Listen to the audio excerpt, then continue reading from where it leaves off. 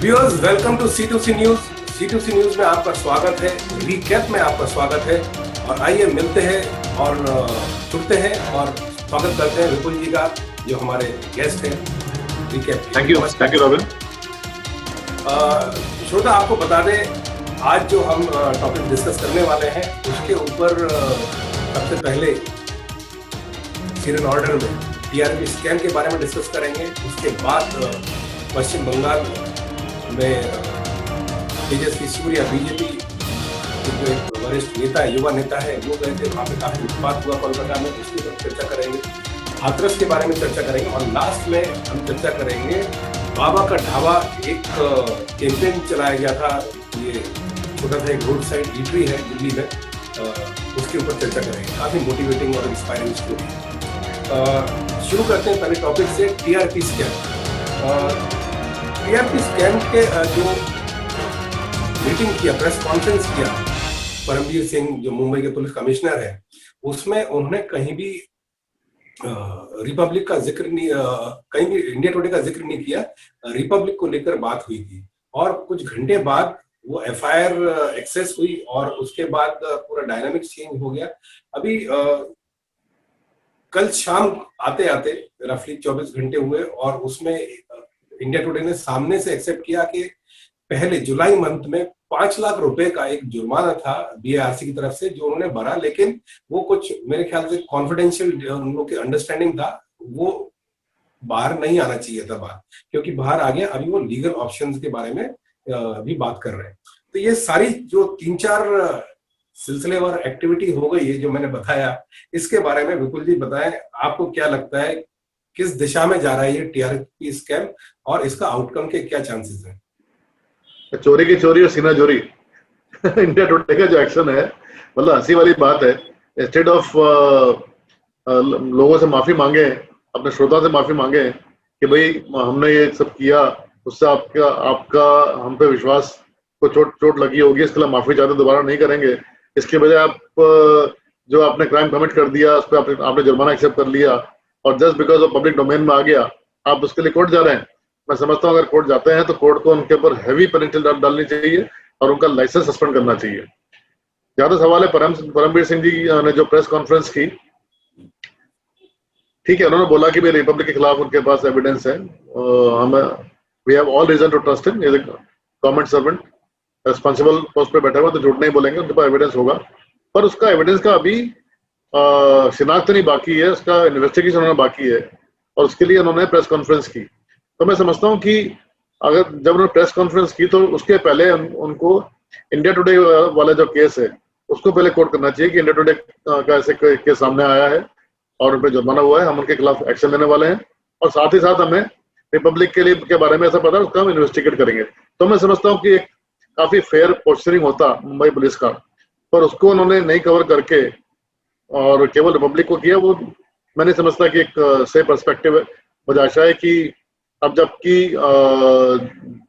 जिस बारे में परमवीर सिंह रिपब्लिक को सम्मान करना चाहते हैं, बल्कि उनके एक पत्रकार हैं प्रदीप भंडारी को सम्मान कर भी लिया है, मैं समझता हूँ उसके पहले इंडिया टुडे का क्राइम जो कि प्रूव हो चुका है, जुर्माना लग चुका है और इंडिया टुडे ने एक्सेप्ट कर लिया है, प्रेस स्टेटमेंट दिया है, मैं समझता हूँ सबसे पहले परमवीर सिंह को चाहिए कि उनके खिलाफ इमीडिएटली एक्शन करें, अरेस्ट करें और जो भी कानून के अनुसार कार्रवाई वो करें। और सब्सिक्वेंटली अगर रिपब्लिक ने भी ऐसा कुछ किया है तो उसको भी नहीं छोड़ना चाहिए। मैं समझता हूँ कि अगर ऐसा होता है तो जिस तरह मुंबई पुलिस बोल रही है पिछले 2-3 महीने से कि भाई हमारी इमेज खराब हो रही है, मैं समझता हूँ कि इमेज में काफी सुधार होगा। ये पूरा जो टीआरपी स्कैम हुआ, इसके अंदर एक blessing in disguise I would say कि ये अब पूरा खुल के सामने आ गया है। और इसमें मैंने एक पॉइंट नोट किया है जो बहुत बड़ा फ्लॉ है। वो फ्लॉ है बीएआरसी का 2 प्रोसेसेस है। पहला प्रोसेस, तो अगर आपने किसी को कुछ इलीगल एक्टिविटी करते पकड़ा जिसकी वजह से उसको टीआरपी का बेनिफिट हो रहा है, तो आप उसको पेनलाइज कर रहे हैं, लेकिन कॉन्फिडेंशियली पेनलाइज कर रहे हैं, and you let the situation to die its natural death. और जो कंज्यूमर है, लाखों करोड़ लोग देश भर में जो बैठे हुए हैं, उनको मालूम भी नहीं पता चला कि 5 लाख रुपए की पेनल्टी हुई थी इंडिया टुडे ग्रुप के ऊपर और वो मामले को दबा दिया गया है। तो ये कोई छोटी मोटी बात नहीं है, बहुत बड़ी बात है। तो सरकार को, information and broadcasting ministry should look into this aspect of internal, उन लोग का जो मैकेनिज्म है ड्यू डिलिजेंस के बाद अगर कोई कुछ करता है और उसके बाद उसको आप पैसे लेके पेनल्टी, 5 लाख रुपए is a piddly amount. I would do this thing every day and I would pay 5 lakh rupees. नहीं रॉबिन, सही बोल रहे हो तुम। तुम्हें याद है कि मैं तो पिछले 10 साल से बायस मीडिया के खिलाफ लड़ाई लड़ रहा हूँ। फेक न्यूज है, बायस मीडिया, जो बायस्ड तरीके से मीडिया काम कर रही है, और टीआरपी इसमें एक बहुत बड़ा इशू है। टीआरपी और ब्रेकिंग न्यूज, इसके खिलाफ मैंने कई लेटर लिखे हैं मिनिस्ट्री को। मेरे ट्वीट्स जो है पब्लिक डोमेन में है। स्ट्रांगली मैं लिखता हूँ कि भाई ये दो चीजें हैं जो मीडिया को बर्बाद कर रही है, मीडिया की इमेज खराब कर रही है और मीडिया को मौका दे रही है कि इलीगल फायदा उठाने का। क्योंकि ब्रेकिंग न्यूज की रेस इतनी बड़ी है कि न्यूज पता पड़ी, विदाउट वेरिफिकेशन आप उसको एयर कर देते हो। बाद में अगर वो न्यूज सपोज गलत निकलती है तो जिस बारे में आपने ब्रेकिंग न्यूज दी उस व्यक्ति की तो आपने इमेज खराब कर दी। तो कोई आप डैमेज कंपनसेशन कोई रूल नहीं है, ठीक है। दूसरी चीज टीआरपी का गेम ओपन गेम है, ये कोई नई चीज खुल के नहीं आई है। पूरी मीडिया इंडस्ट्री को, पूरी एडवर्टाइजमेंट इंडस्ट्री को, पूरी मार्केटिंग इंडस्ट्री को, कॉर्पोरेट में सबको पता है कि टीआरपी कैसे बनती है। ओपन गेम है ये, पूरा पैसा गेम है। आप इतना पैसा दोगे तो आप कितनी टीआरपी बढ़ा देंगे, आप इतना पैसा दोगे इतना टीआरपी बढ़ा देंगे। और जो फ्री के टेलीविजन लगाए जाते हैं और मीटर लगाते हैं, ये ओपन गेम है, सबको पता है। केवल ये है कि अभी क्यों उसको उठाया गया, इसके पीछे कुछ राजनीति हो सकती है और कुछ रिवेंज हो सकता है। जो रिपब्लिक के जो विपक्षी चैनल्स हैं उन्होंने कुछ कंप्लेंट किया होगा, अदरवाइज ये कोई छुपा हुआ खेल नहीं है, ये ओपन गेम है, सबको पता है। तो उस सिचुएशन में मैं समझता हूँ कि नाउ समय आ चुका है कि जबकि ministry of information and broadcasting, उनको कोई स्ट्रिक्ट गाइडलाइन निकालनी चाहिए जिसके अनुसार इस तरह की जो हेरा फेरी है वो बंद हो, और अगर पकड़ी जाए तो उस पर क्रिमिनल एक्शन और हैवी पेनल्टी होनी चाहिए। और ये भी होना चाहिए कि इससे जो दर्शकों को नुकसान हुआ है, जो कंज्यूमर को नुकसान हुआ है, उसका क्या, how they will be compensated, उसका भी कुछ प्रोविजन होना चाहिए। दूसरा जो फ्लॉ मैंने इसके अंदर देखा है वो उनका जो प्रोसेस, जो मेथोडोलॉजी है टीआरपी को काउंट करने का, वो क्या है, जब भी आप सर्च कर रहे हैं चैनल और कोई भी एक चैनल पे 5 सेकेंड एंड मोर अगर आपने टाइम दे दिया, it will be counted as viewership. तो उसको जो है 5 सेकेंड की जगह कम से कम 30 सेकेंड्स करना चाहिए। क्योंकि 5 सेकेंड का टाइम ऐसा है, कई बार जब ये रिमोट पुराना हो जाता है या फिर उसकी बैटरी वीक रहती है या उसके स्विचेस के कुछ इश्यू रहते हैं, आप बटन प्रेस कर रहे हो, no matter how hard you press, वो चैनल चेंज नहीं होता है। लेकिन Robin, I don't agree with this. Why should there be such a system? क्यों चाहिए आपको सिस्टम ये वाला? कॉर्पोरेट को अगर अपना ब्रांडिंग करना है, ओके, उसके लिए अपना रिसर्च कराइए आप, ठीक है। आप अपना खुद का स्टडी करिए कि कौन सा ब्रांड एम्बेसडर मेरा होना चाहिए जिससे कि मेरे दर्शक कनेक्ट कर पाएंगे। ये कॉर्पोरेट का काम है। क्यों सरकार को वैसा कोई नियम लाना चाहिए कि टीआरपी ऐसा होना चाहिए?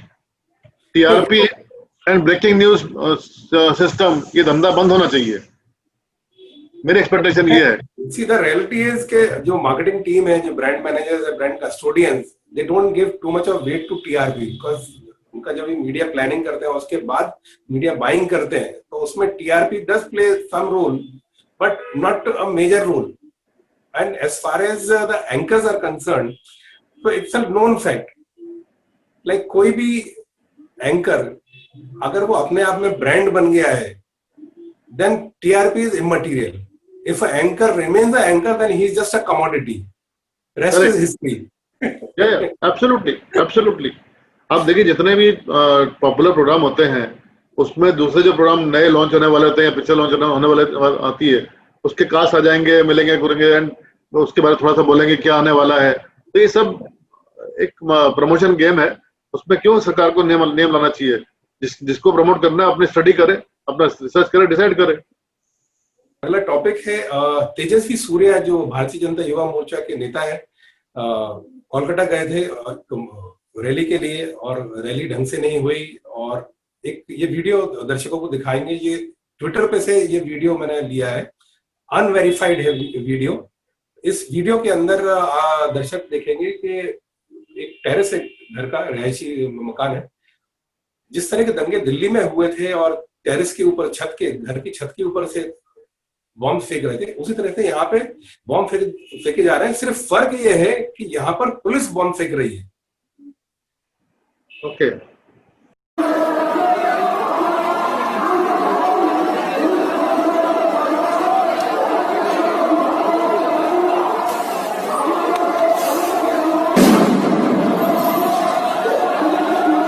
ये पुलिस बम के गोले छोड़ते हुए, जैसा कि आप देख सकते हैं, पुलिस यहाँ पे बम। अभी इसकी ऑब्वियसली तहकीकात होगी, और कितनी तहकीकात होगी, अगर लोकल लेवल पे होगी तो उनके स्टेट में, ममता बनर्जी के स्टेट में पिछले 4 साल के ऊपर जो भी हो गए हैं सबको मालूम ही है। लेकिन ये जो खुले आम जो हुआ है, इसके ऊपर अभी आपको क्या लगता है, Amit Shah as a home minister कुछ करेंगे या वो अभी भी इलेक्शंस का वेट करेंगे? क्या लगता है आपको? मैं समझता हूँ कि अगर ये वीडियो सही है तो बहुत सीरियस मामला है, और ये इस केस की कम से कम सीबीआई द्वारा इंक्वायरी होनी चाहिए, स्टेट गवर्नमेंट से छीन कर, और मिनिस्टर ऑफ होम अफेयर वहां से इन्वेस्टिगेशन ऑर्डर होना चाहिए, सीबीआई को केस देना चाहिए। और अगर पुलिस वाले इसमें इन्वॉल्व हैं तो सीवियरेस्ट पनिशमेंट के खिलाफ होना चाहिए। जो लोग कानून के रक्षक हैं, अगर वही कानून तोड़कर कानून के अगेंस्ट काम करेंगे तो उनके खिलाफ सबसे सख्त कार्यवाही होनी चाहिए, एग्जाम्पलरी पनिशमेंट उनको देना चाहिए, ताकि डिटरेंस क्रिएट हो। उससे कम कुछ नहीं होना चाहिए। पूरा जो दंगा फसाद हुआ, इसके बाद वो पुलिस थाने में भी गए थे तेजस्वी सूर्या, उनके साथ 2 और सिटिंग सांसद है वो भी गए थे। 3 सांसद पुलिस स्टेशन में जाते हैं और उनके साथ भी बदतमीजी होती है और कोई उन लोग को मदद।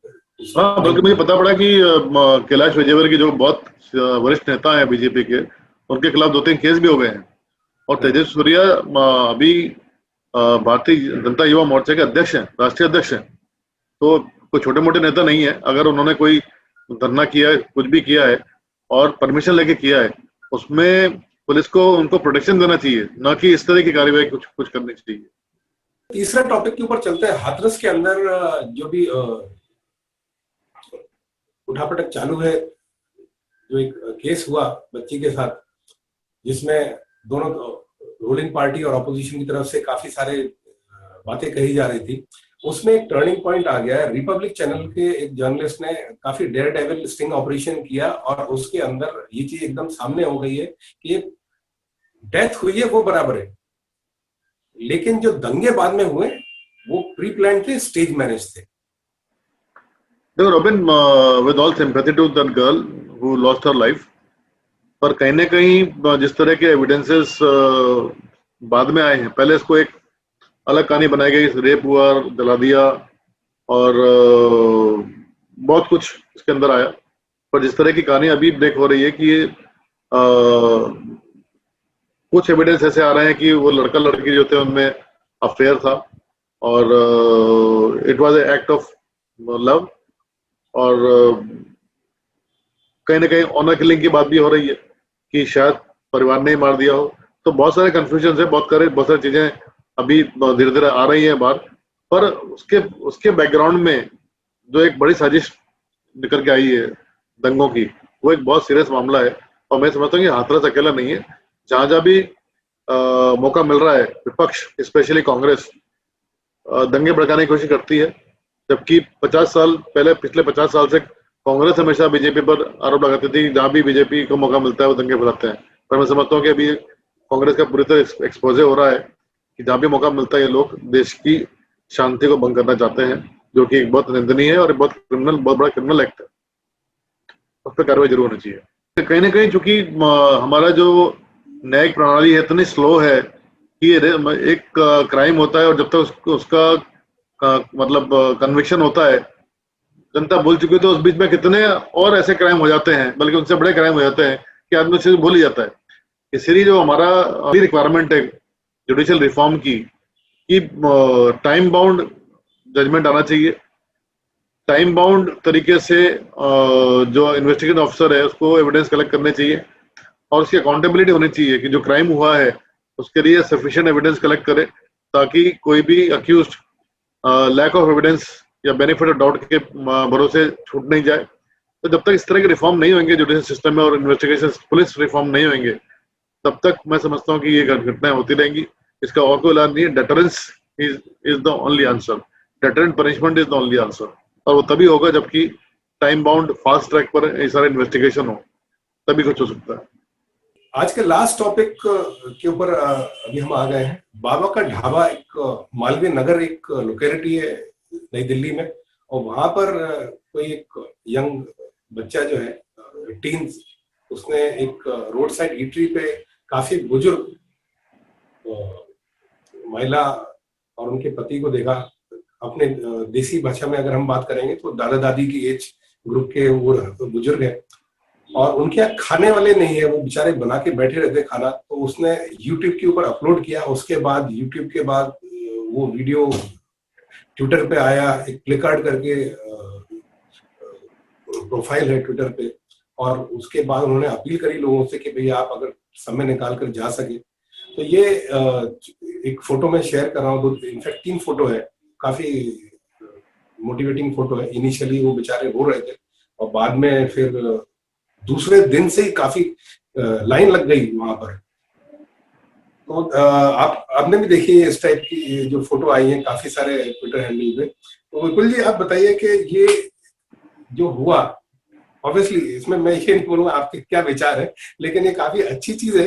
मैं ये जानना चाहता हूँ आपके विचार से कि इस तरह के बहुत सारे ईटरीज हैं या कोई ना कोई जो सड़क पे चलते चलते कुछ बेच रहा है, लोग किसी पे ध्यान नहीं देते।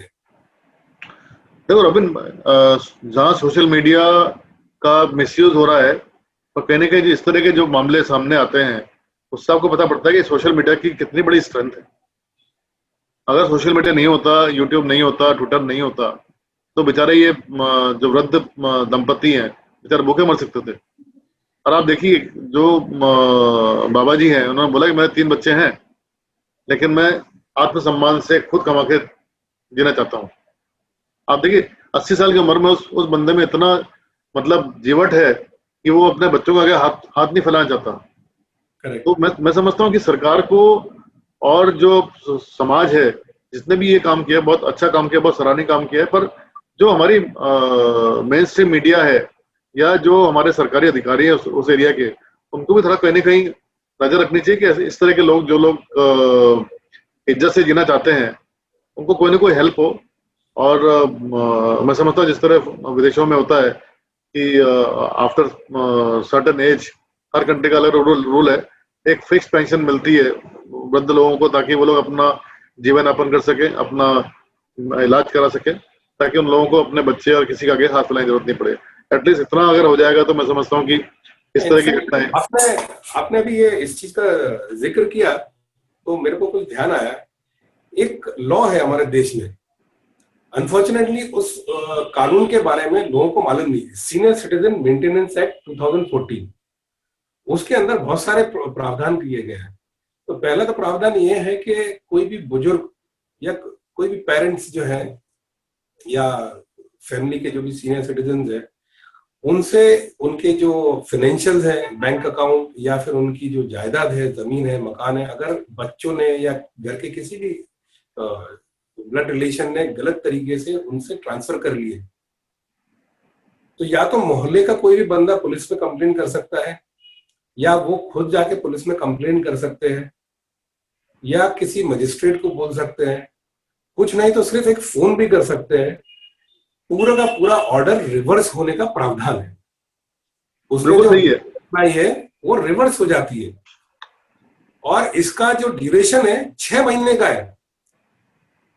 इसके अंदर दूसरा एक बहुत खूबसूरत बात यह है कि अगर कोई ऐसा बुजुर्ग है, सीनियर सिटीजन है, जिसके बच्चे नहीं है, जिसकी जायदाद भी नहीं है, जैसा कि ये वाला केस जहाँ पे बच्चे हैं लेकिन वो उनसे कुछ लेना नहीं चाहते हैं, तो वहां पे भी उन्होंने बोला है कि जिनके बच्चे नहीं है या बच्चे मर गए, पॉसिबल है, कुछ इस टाइप की स्टोरी रहती है, वहां पे स्टेट गवर्नमेंट और केंद्र सरकार मिलके कॉर्पस है, वो कॉर्पस में से उनको मंथली पेंशन मिलेगी, उनका मेडिकल ट्रीटमेंट, ये दोनों चीजें तो क्लियर है, मंथली पेंशन डेली खर्चे के लिए, सब्जी फूल वगैरह, और मेडिकल के लिए, तो ये प्रोविजन है, लेकिन इसके बारे में जानकारी नहीं है लोगों को। वही ना बात है कि इस तरह की जो स्कीम आती है, मैं समझता हूँ कहने की सरकार इतना पैसा खर्च करती है विज्ञापन के ऊपर, तो इस तरह की जो स्कीम है जो वास्तव में समाज के जो बुजुर्ग हैं या नीडी लोग हैं उनको मदद हो सकती है, उनका आई थिंक प्रचार तरीके से करना चाहिए, और ताकि जनता, अधिक से अधिक जनता के पास उसका फायदा पहुंच सके। सरकार अच्छा काम कर रही है तो उसकी पहुंच जनता तक होना बहुत जरूरी है, वरना वो फाइलों में बस्तों में ही दब के रह जाएगी। अभी एक एमओयू साइन किया है केंद्र सरकार ने, if I am not mistaken, ये स्विगी के साथ साइन किया है उन्होंने, और ये एमओयू का पर्पस सिंपल है, जो रोड साइड ईटरीज है या कोई भी चीज बेच रहे हैं, हॉकर्स है, तो उनके साथ उसका टाइप रहेगा, और उनकी जो डोर स्टेप डिलीवरी है वो पॉसिबल हो पाएगी। तो इसमें जो भी जैसे यूट्यूबर है, ट्विटर के जो प्रोफाइल है जिसने लोगों को तक बात पहुंचाई, जो यंग ब्लड है वो अगर इस एमओयू को समझे, और काफी सारे ऐसे लोग रहेंगे रोड साइड पे ईटरीज वाले जिनको मोबाइल है लेकिन यूज करना नहीं आता है, तो छोटा सा प्रोसेस रहेगा, आई डोंट नो, उसको वो समझे और जाके उसके मोबाइल पे एक्टिवेट कर दे, थोड़ा सा उसको टेस्ट ट्रांजेक्शन करवा दे 5 से, जिससे उनको एक हैंड होल्डिंग टाइप का हो जाएगा, and it will come very handy. बिल्कुल, डिस्ट्रिक्ट लेवल पर काफी इस तरह के ऑर्गेनाइजेशन होते हैं सरकार के, जहाँ पे इस तरह की ट्रेनिंग कंडक्ट की जा सकती है। डिस्ट्रिक्ट इंडस्ट्रियल सेंटर वगैरह जो है हर स्टेट में है, तो उस तरह की ट्रेनिंग मॉड्यूल को चला सकते हैं इन लोगों के लिए, ऑन साइट या ऑफ साइट, और इस तरह का सिस्टम को वास्तव में रियलिटी में कन्वर्ट कर सकते हैं, क्वाइट पॉसिबल। शो खत्म करने के पहले एक बात जरूर बोलना चाहूंगा, आपने एक बात बोली कि जो लोकल लेवल पे जो भी विधायक है, सांसद है, उनकी बहुत बड़ी जिम्मेदारी है कि वो अगर ध्यान रखें कि उनके जो एरिया है जहां से उन्होंने इलेक्शन जीता है, वहां पे कौन कितने बुजुर्ग हैं जो इस टाइप के बिजनेस में इन्वॉल्व हैं, उनकी क्या समस्या है, तो काफी मामला वहीं पे कंट्रोल में आ सकता है। बिल्कुल, कई विधायक और कई सांसद हैं जो लोग दरबार लगाते हैं। मैं चाहूंगा कि वो थोड़ा सा इस तरफ ध्यान दें कि दरबार में अगर वो रोज 1-2 घंटे वो लोग हफ्ते में 2 बार बैठते हैं जनता के साथ, तो अगर वो 2 दिन में अगर वो आधा घंटा ऐसे लोगों के लिए भी कर दें, एक्सक्लूसिवली 60 एंड अबव के लिए, तो मैं समझता हूँ एक बहुत बड़ी सेवा हो सकती है समाज की, जो जिसके लिए वो लोग जनता के नेता माने जाते हैं। So viewers, we come to the end of this episode of Recap. अगले रविवार को आपके साथ फिर मुलाकात होगी, तब तक के लिए आज्ञा दें, नमस्कार। नमस्ते।